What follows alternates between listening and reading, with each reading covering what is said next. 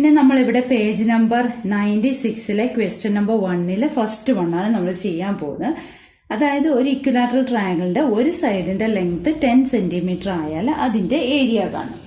നമുക്കറിയാം equilateral ട്രയാങ്കിളിൻ്റെ area കാണാനുള്ള equation എന്ന് പറഞ്ഞാൽ ഏരിയ ഈക്വൽ ടു √3/4a². ഇവിടെ ഒരു സൈഡിൻ്റെ ലെങ്ത് എന്ന് പറയുന്നത് 10 ആണ് തന്നിട്ടുണ്ട്. അപ്പോൾ നമുക്ക് എക്ക് പകരം 10 ഇട്ട് കൊടുക്കാം. √3/4 × 10². 10² എന്താ 100 ആണ്. അപ്പോൾ √3/4 × 100 ചെയ്യാം. ഇനി അങ്ങനെ അല്ല 10 × 10 ഇട്ട് വേണം, എന്നിട്ട് ക്യാൻസൽ ചെയ്തും ചെയ്യാം. ഇനി 4ഉം 100ഉം കൂടെ ക്യാൻസൽ ചെയ്ത് 25 ടൈംസ്, അതായത് ആൻസർ 25√3. ഇനി അങ്ങനല്ല, ഇവിടെ നിന്ന് നേരെ നമ്മൾ √3/4 × 10 × 10 അങ്ങനെ എഴുതി. 10² എന്ന് പറഞ്ഞാൽ 10 × 10 ആണല്ലോ.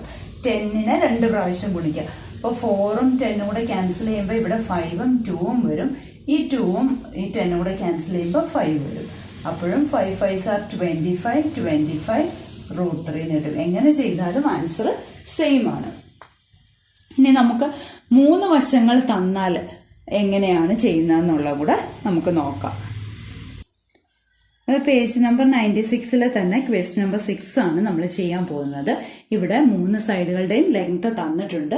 അപ്പോൾ ഏരിയ കാണുന്നത് മൂന്നാമത്തെ മെത്തേഡ് അതാണ് നമ്മൾ ചെയ്യാൻ പോകുന്നത്. അപ്പോൾ ഏരിയ കാണാനുള്ള ഇക്വേഷൻ എന്താ?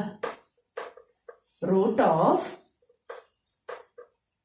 × S - A × S - B × S - C. നമ്മളിപ്പോൾ പഠിച്ചു, മനസ്സിലാക്കി. ഇപ്പോൾ എയും ബിയും സിയും ആണ് സൈഡുകളുടെ നീളം. ഇനി എസ് കാണണമല്ലോ. എസ് കാണാനായിട്ട് ഈ 3 സൈഡുകളും കൂടെ കൂട്ടുക. A + B + C കൂട്ടിയിട്ട് അതിന്റെ പകുതി കാണണം. അപ്പോൾ 4ഉം 5ഉം 7ഉം കൂടെ കൂട്ടണം, എന്നിട്ട് പകുതി കാണണം. നമുക്കറിയാം 5 4 9 7 16. 16ന്റെ പകുതി എത്ര? 8. അപ്പൊ എസ് കിട്ടിയല്ലോ. S 8 കിട്ടി. അപ്പൊ നമുക്ക് എന്തെഴുതാം?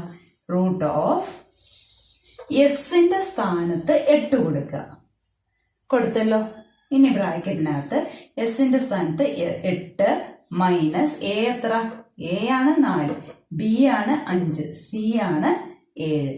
8 - 4 × 8 - 5 × 8 - 7 സബ്സ്റ്റിറ്റ്യൂട്ട് ചെയ്തു.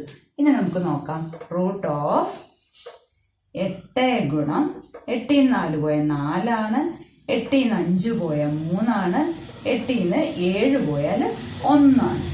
ഇനി ഇതിനെല്ലാം ഒന്ന് സ്പ്ലിറ്റ് ചെയ്ത് എഴുതി കഴിഞ്ഞാൽ നമുക്ക് ഗ്രൂപ്പ് ചെയ്ത് എഴുതാൻ പറ്റുന്നതാണ്. അപ്പോൾ √8നെ 2 ഗുണം 2 ഗുണം 2 എന്ന് എഴുതാമല്ലോ. ഇനി 4നെ 2 ഗുണം 2 എന്നും എഴുതാം.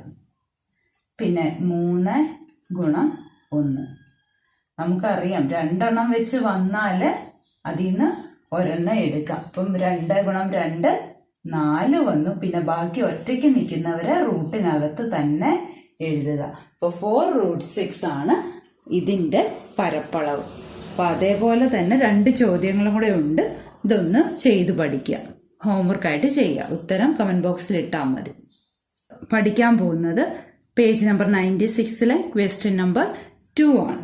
അതായത് വശങ്ങളുടെ എല്ലാം നീളം 6 സെൻറ്റിമീറ്റർ ആയ ഒരു സമഷഡ്ഭുജത്തിൻ്റെ പരപ്പളവ് കണക്കാക്കുക. അതായത് ഒരു റെഗുലർ ഹെക്സഗൺ. റെഗുലർ എന്ന് പറയുമ്പോഴേ മനസ്സിലാക്കുക എല്ലാ വശങ്ങളും തുല്യമാണ്, സമമാണ്. അതുകൊണ്ടാണ് സമഷഡ്ഭുജം എന്ന് പറഞ്ഞത്.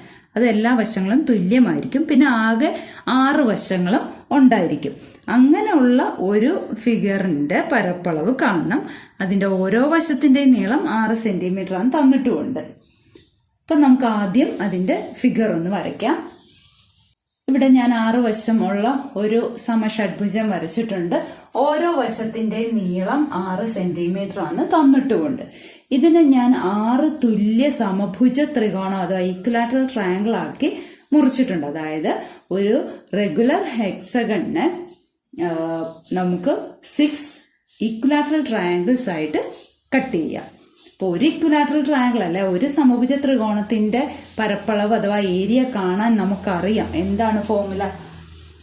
√3/4a². അപ്പോൾ ഏരിയ ഓഫ് റെഗുലർ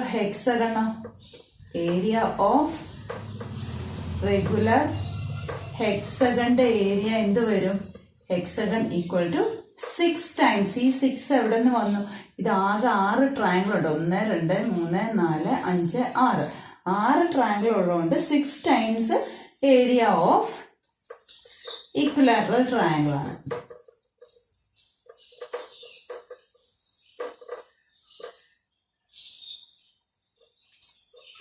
ഇനി അതിനെ 6 × √3/4a² എന്ന് എഴുതാമല്ലോ.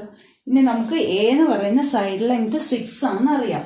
അപ്പോൾ 6 × √3/4 × 6² 6² എന്ന് പറഞ്ഞാൽ 6 × 6 ആണല്ലോ. 6നെ 4നെ ക്യാൻസൽ ചെയ്യുമ്പോൾ ഇവിടെ 3ഉം ഇവിടെ 2ഉം വരും. ഈ 2ഉം ഈ 6ഉം കൂടെ ക്യാൻസൽ ചെയ്യുമ്പോൾ വീണ്ടും 3 വരും.